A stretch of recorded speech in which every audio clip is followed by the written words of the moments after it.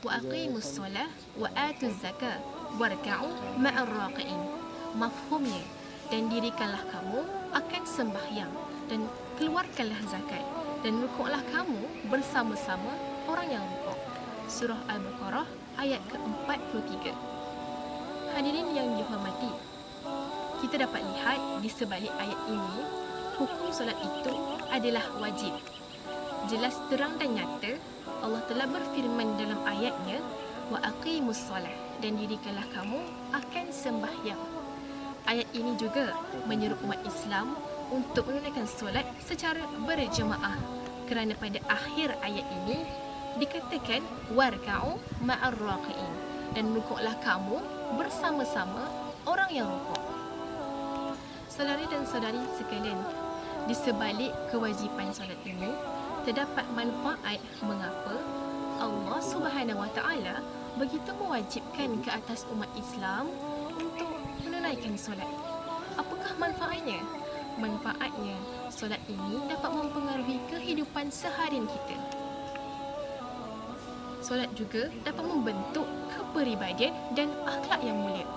Apabila solat dilakukan secara istiqamah, maka jiwa kita akan mengalami satu perubahan dari satu keadaan yang buruk ke satu tahap yang lebih baik. Dengan solat, seseorang juga akan belajar mengenai sifat sabar, tenang, bersopan dan berlemah lembut. Kita boleh lihat suruhan Allah ini bukan sahaja indah, tetapi di sebalik solat ini, selain dapat memberikan kita pahala, malah terdapat manfaat di sebalik pensyariatannya. Jadi, apakah alasan kita untuk tidak menunaikan solat? Saudara dan saudari sekalian, seperti yang saya katakan tadi, solat ini begitu wajib bagi umat Islam. Umat Islam yang sengaja meninggalkan solat sudah tentu akan menerima balasan dari Allah Subhanahu Wa Taala.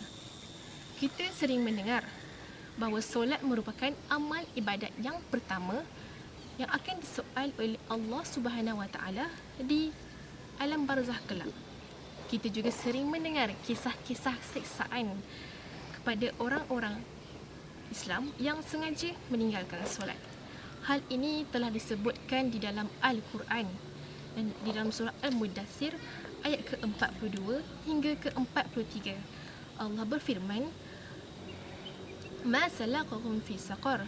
Qalu lakum nakam minal musallin." Mafhumnya, setelah melihat orang-orang yang bersalah itu, lalu mereka berkata, apakah yang menyebabkan kamu masuk ke dalam neraka sakar? Lalu orang-orang yang bersalah itu berkata, sesungguhnya kami tidak tergolong dari golongan orang yang mengerjakan sembahyang. Hadirin yang dihormati, kita boleh lihat di sebalik ayat ini hukum azab bagi umat Islam yang sengaja meninggalkan solat ini adalah benar. Jadi, janganlah kita sengaja untuk tidak menunaikan solat. Di sini saya menyeru agar umat Islam, marilah kita sama-sama menunaikan solat dan memperbaiki solat kita. Ingat, kita solat bukan sebab kita baik, tapi kita solat sebab kita hamba-Nya. Sekian, wabillahi taufiq wa hidayah. Wassalamualaikum warahmatullahi wabarakatuh.